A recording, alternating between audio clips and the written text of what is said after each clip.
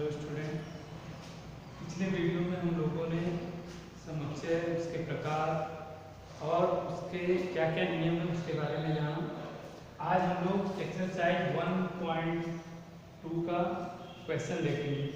ठीक है, इसमें पहला क्वेश्चन यह है कि निम्नलिखित में से कौन से रिक्त समुच्चय के उदाहरण हैं। 4 क्वेश्चन दिया है, इसमें बताना है कि इन चारों में से कौन से रिक्त समुच्चय होंगे। ठीक है, चलिए तो रिक्त समुच्चय की परिभाषा बताया गया था। एक ऐसा समुच्चय जिसमें कोई अवयव न हो, यानी जो खाली हो, उसको रिक्त समुच्चय कहेंगे। तो आइए देखते हैं। पहला दिया है कि 2 से भाज्य विषम प्राकृतिक संख्याओं का समुच्चय।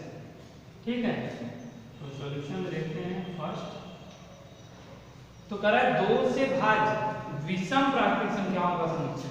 अब कह रहा है कि ऐसी विषम संख्या जो 2 से भाज्य, ऐसी विषम प्राकृतिक संख्या जो 2 से भाज्य। तो हम लोग जानते हैं कि 2 से केवल सम संख्या विभाजित हो सकती है, विषम संख्या नहीं। ठीक है, यानी पहला जो एग्जांपल दिया या पहला जो क्वेश्चन दिया है वो कह रहा है कि 2 से भाज्य विषम प्राकृतिक संख्याओं का समुच्चय। तो ऐसा कोई समुच्चय नहीं बनाया जा सकता। मतलब तो यहाँ लिखेंगे कि चूंकि 2 से भाज्य कोई भी विषम प्राकृतिक संख्या नहीं होती है। ठीक, 2 से भाज्य कोई भी विषम प्राकृतिक संख्या नहीं होती है, अतः यह रिक्त समुच्चय है। ठीक है, मतलब ऐसी कोई संख्या नहीं होती, मतलब ये समुच्चय जो होगा वो रिक्त हो जाएगा, खाली हो जाएगा, कोई अवयव उसके अंदर नहीं है। तो पहला जो क्वेश्चन है वो रिक्त समुच्चय का उदाहरण है। ठीक, आइए देखते हैं दूसरा क्वेश्चन। ये फर्स्ट था, सेकंड में देखते हैं। दिया है कि सम अभाज्य संख्याओं का समुच्चय। ठीक है, तो देखिए सबसे पहले कि अभाज्य संख्या शुरू कहाँ से होता है। अभाज्य संख्या 2 से, 2, 3, 5, 7, 11, 13, 17, 19। ठीक, ऐसे चलता है। तो उसमें अगर जब 2 से स्टार्ट होता है और 2 क्या है, सम संख्या है, तो सम अभाज्य संख्या कौन सी होगी, केवल 2 होगी। 2 के बाद कोई भी ऐसी सम संख्या नहीं है जो अभाज्य हो। ठीक है, मतलब 2 ही सबसे छोटी अभाज्य संख्या होती है और 2 ही सम अभाज्य संख्या भी होती है। इसका मतलब इसके अंदर क्या आएगा, 2 आ जाएगा। ठीक, यानी ये जो समुच्चय है इसके अंदर एक अवयव आया, क्या, 2। तो ये कैसा समुच्चय हो गया, तो यह एकल समुच्चय है, एकल समुच्चय है। अब ये एकल समुच्चय है, अतः यह रिक्त समुच्चय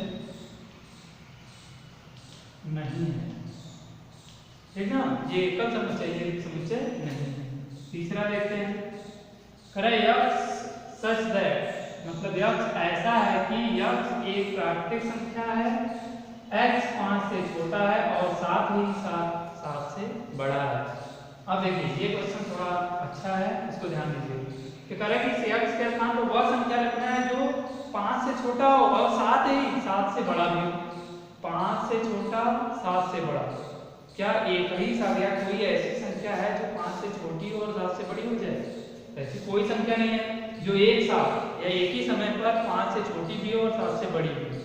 ठीक ना, तो ऐसी कोई संख्या नहीं है, यानी ये समुच्चय कैसा हो जाएगा, पाई। ठीक, पाई हो जाएगा, यानी ये भी क्या है, रिक्त समुच्चय। तो पहला रिक्त समुच्चय हो गया, तीसरा भी रिक्त समुच्चय। चौथा देखते हैं। चौथे में क्या दिया कि y ऐसा है कि y किन्हीं भी 2 समांतर रेखाओं का उभयनिष्ठ बिंदु है। उभयनिष्ठ बिंदु का मतलब होता है जो दोनों पर। ठीक, अब करें 2 समांतर रेखाओं का उभयनिष्ठ बिंदु, और पता है समांतर रेखा किसको कहते हैं, ऐसी 2 रेखाएं जिनके बीच की दूरी हमेशा समान रहे और जो एक दूसरे को कभी प्रतिच्छेद न करे। ठीक, और उभयनिष्ठ बिंदु कब मिलेगा, 2 रेखाओं के बीच उभयनिष्ठ बिंदु तभी मिलता है जब दोनों एक दूसरे को छेद करती हैं, काटती हैं। तो यहाँ समांतर रेखा है, ना वो एक दूसरे को कभी काटेंगे और ना ही कभी कोई घनिष्ठ बिंदु मिलेगा। ठीक है, तो ये भी कैसा समुच्चय हो गया, एक रिक्त समुच्चय हो गया। ठीक, तो क्वेश्चन नंबर 1, 3 और 4 ये क्या है, रिक्त समुच्चय के उदाहरण है, और क्वेश्चन नंबर 2 है वो एकल समुच्चय का उदाहरण है। चलिए ठीक है, इसके बाद देखते हैं अगला क्वेश्चन।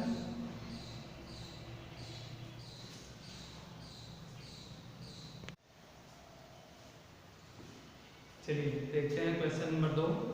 क्वेश्चन नंबर 2 दिया है कि निम्नलिखित समुच्चयों में से कौन से परिमित और कौन अपरिमित समुच्चय है। ठीक है, तो यहाँ ये 5 क्वेश्चन दिया है। ठीक, ये 5 क्वेश्चन जिसमें समुच्चय है, बताना है कि कौन से परिमित समुच्चय और कौन से अपरिमित। ठीक है, तो सबसे पहले एक बार परिभाषा फिर से रिपीट कर देते हैं कि परिमित समुच्चय की परिभाषा होती क्या है कि एक ऐसा समुच्चय जिसमें अवयवों की संख्या निश्चित हो उसे परिमित समुच्चय कहते हैं। या दूसरे शब्दों में इसको कह सकते हैं कि एक ऐसा समुच्चय जिसका आखिरी यानी अंतिम अवयव पता हो उस समुच्चय को परिमित समुच्चय कहते हैं। ठीक है, इसके बाद अपरिमित। अपरिमित जस्ट इसी का उल्टा, एक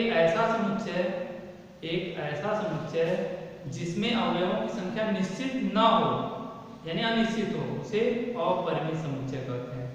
या दूसरे शब्दों में क्या कह सकते हैं कि एक ऐसा समुच्चय जिसका अंतिम अवयव हमें न पता हो या जिसका अंतिम अवयव हमें ज्ञात न हो, ऐसे समुच्चय को अपरिमित समुच्चय कहते हैं।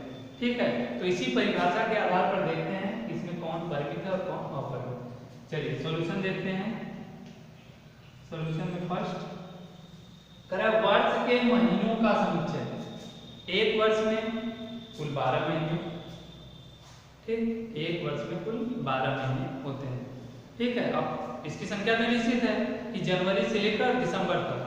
ठीक, आखिरी महीना दिसंबर और पहला महीना जनवरी, यानी 1 से 12 महीने। ठीक, तो संख्या निश्चित है तो लिख देंगे वर्ष में कुल 12 महीने होते हैं, अतः यह संख्या निश्चित है, अतः यह परिमित समुच्चय है। ठीक है, तो यह क्या है, परिमित समुच्चय। चलिए आते हैं क्वेश्चन नंबर 2 को। दूसरा सॉल्यूशन देखते हैं।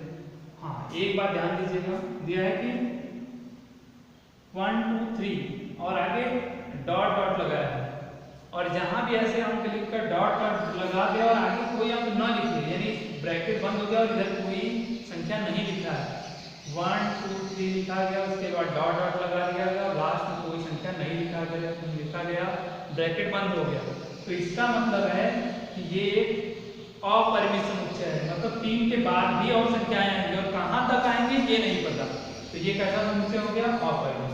तो लिख देंगे यह अपरिमित समुच्चय है। ठीक है, चलिए क्वेश्चन नंबर 3 देखते हैं। थर्ड का सॉल्यूशन क्या है, लिखा है मजे ब्रैकेट 1 2 3 डॉट डॉट 99 100। अब देखिए ब्रैकेट बंद हो गया और आखिर में 100 लिखा है, 100 के आगे डॉट डॉट नहीं लगा है, बस यहाँ पर रोक दिया गया है। ठीक, 1 2 3 लिखकर डॉट डॉट लगाया गया और फिर 99 100, 100 के बाद ब्रैकेट बंद और 100 के बाद डॉट डॉट नहीं, इसका मतलब 100 तक ही लिखना था। तो 1 से शुरू किया गया और इसके अंदर कहां तक की संख्या लिखी गई, 100 तक की संख्या, 1 से लेकर 100 तक। ठीक, तो पता है कि पहला अवयव 1 और अंतिम अवयव 100। तो जिस समुच्चय का अंतिम अवयव पता हो, जिस समुच्चय का अंतिम अवयव पता हो उसे परिमित समुच्चय कहते हैं। ठीक है, तो तीसरा क्या हो जाएगा, यह परिमित समुच्चय है। ठीक ना, परिभाषा के आधार पर ही बताया जा रहा है, जो परिभाषा है उसी को देखते हैं। 4 नंबर के क्वेश्चन में देखते हैं। करा 100 से बड़े धन पूर्णांकों का समुच्चय, 100 से बड़े धन पूर्णांकों का समुच्चय। अब 100 से बड़ा धन पूर्णांक 101, 102, 103, 104 और ऐसे ही संख्याएं बढ़ती चली जाएंगी। ठीक है, तो सबसे बड़ा धन पूर्णांक क्या होगा ये बताना संभव नहीं है। संभव नहीं है मतलब कि हम इस समुच्चय का आखिरी अवयव नहीं बता सकते हैं कि एकदम अंतिम अवयव क्या मिलेगा। तो ये जो समुच्चय वो क्या हो जाएगा, अपरिमित समुच्चय हो जाएगा। तो यह अपरिमित समुच्चय है। ठीक है, 5 नंबर देखते हैं। 5 नंबर में क्या दिया है, 99 से छोटे अभाज्य पूर्णांकों का समुच्चय। 99 से छोटा अभाज्य पूर्णांक, और अभाज्य पूर्णांक अभी पिछले क्वेश्चन में भी अभाज्य की बात आया था। तो अभाज्य शुरू कहाँ से होता है, 2 से। 2, 3, 5, 7, 11, 13, 17, 19, ठीक 23, इस तरह से चलता है। तो करा कि 99 से छोटा, मतलब 99 से छोटा जब अभाज्य पूर्णांक लिखेंगे तो वो कहाँ तक आएंगे, कम करते हुए 2 तक, क्योंकि 2 से यह बात संख्या शुरू होता है। मतलब इसके अंदर क्या मिलेगा, 2, 3, 5, 7 डॉट डॉट करते हुए कहाँ तक, 99 से छोटा। 99 अभाज्य नहीं है क्योंकि 99 11 से कट जाएगा, 9 से कट जाएगा, ठीक ना। तो 99 से पहले क्या मिलेगा, 97। 97 किसी से नहीं कटेगा, वो किसी के भी टेबल में नहीं आता है, तो 97 नहीं कटेगा। ये स्वयं से कटेगा या 1 से कटेगा। तो देखिए इसके अंदर पहला अवयव क्या है, 2 है, और अंतिम अवयव क्या है, 97 है। मतलब अंतिम अवयव पता है, तो ये कैसे समुच्चय हो गया, परिमित। तो यह परिमित समुच्चय है। ठीक है, चलिए तो ये क्वेश्चन नंबर 2 कंप्लीट हो गया। इसके बाद जो भी क्वेश्चन है उसको हम लोग अगले वीडियो में देखेंगे। ठीक है।